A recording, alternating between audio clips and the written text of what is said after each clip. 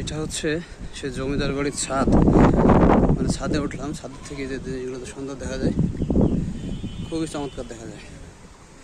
ওটা গম্বুজ গম্বুজ টাইপের আর কি, ওখানে হয়তো জমিদাররা ওখানে রেস্ট টেস্ট করতো, এরকম কিছু একটা হবে। দেখুন আগের মানুষের ডিজাইনগুলো কেমন ছিল, মানুষের আকৃতি দিয়ে এখানে তৈরি করে রাখছে। তারপরে এই পাশে আর একটা আছে এরকম, এই যে আগের কালে মানুষের হিসাব কিতাব আসলে একটু এরকমই ছিল। যাই হোক, আচ্ছা ছাদ যদি আর একটু উপরে ওঠার চেষ্টা করি তাহলে এইখানে উঠলে যে এরকম অনেক সুন্দর, অনেক সুন্দর, খুবই চমৎকার। আমি এটার উপর এখন হাঁটতেছি, ইনশাল্লাহ কোনো অসুবিধা হবে না আশা করা যায়।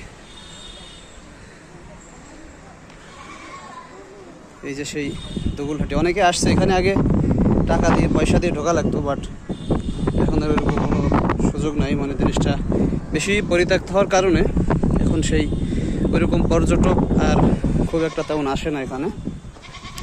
হ্যাঁ, এটাই আসলে সেই জমিদার বাড়ি, বর্তমানে খুবই পরিত্যক্ত, ভাঙ্গা, জরাজীর্ণ অবস্থা। ছাদ থেকে যদি আমি এই দিকটাতে একটু দেখানোর চেষ্টা করি, এই যে এরকম, যেদিন কিছুক্ষণ আগে দিক থেকে ঘুরে আসলাম, এরকম। যদি আরেকটু পূর্ব পাশে আসি, পরিত্যক্ত বিল্ডিংগুলো এই যে এরকম। হ্যাঁ, এটি দুবলহাটি রাজবাড়ি। ওকে, খুবই সুন্দর এবং চমৎকার, খুবই ভালো লাগলো এখানে ঘুরে, আলহামদুলিল্লাহ।